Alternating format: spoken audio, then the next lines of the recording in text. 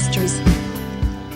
The Sweetest Harvest. Key verse: I am the vine, you are the branches. If you remain in me and I in you, you'll bear much fruit. John 15:5. Today's scripture, Isaiah 5:1-7, Niv.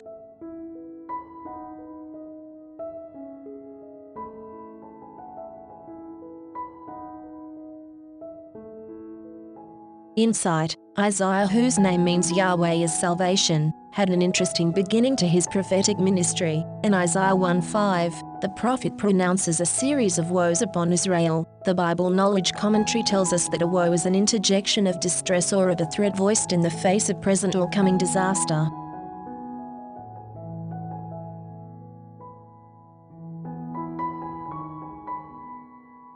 In chapter 6, following the death of King Uzziah, the prophet is ushered into the throne room of the living God, and the scene is so overwhelming that he now declares a woe upon himself.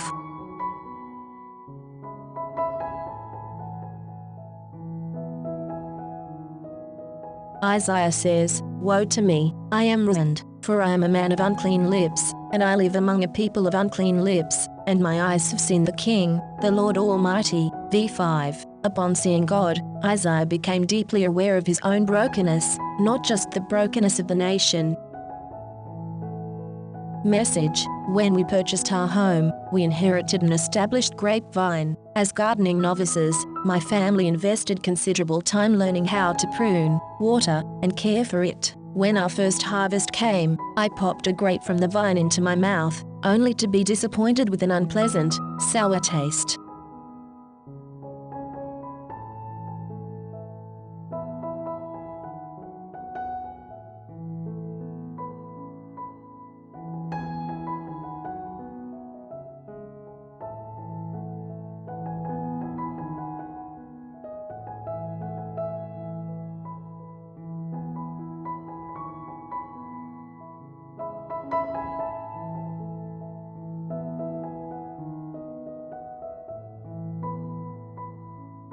The frustration I felt about painstakingly tending a grapevine, only to have a bitter harvest, echoes the tone of Isaiah 5. There we read an allegory of God's relationship to the nation of Israel.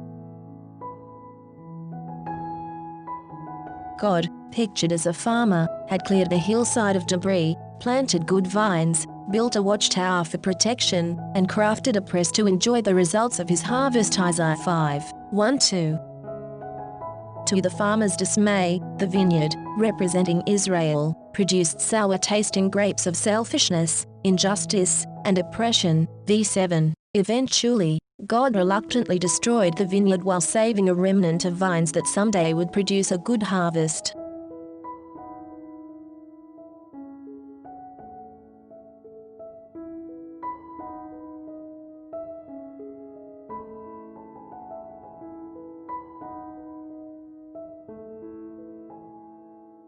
In the Gospel of John, Jesus revisits the vineyard illustration, saying, "I am the vine, you are the branches. If you remain in me and I in you, you'll bear much fruit." John 15:5. In this parallel imagery, Jesus pictures believers in him as grapevine branches connected to him, the main vine. Now, as we remain connected to Jesus through prayerful reliance on his Spirit, we have direct access to the spiritual nourishment that will produce the sweetest fruit of all, love. By Lisa M. Samra.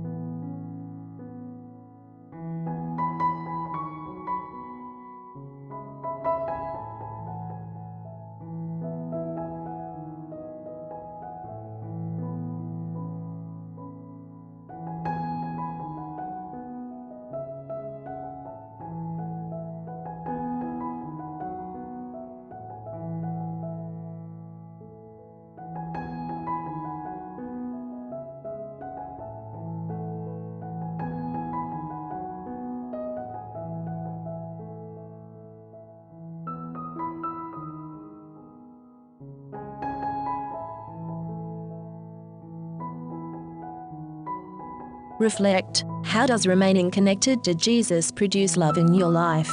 What are the other blessings of being connected to him? Prayer: Jesus, thank you for creating good fruit in my life as I remain connected to you. May your life flow through me to produce an even greater harvest of love.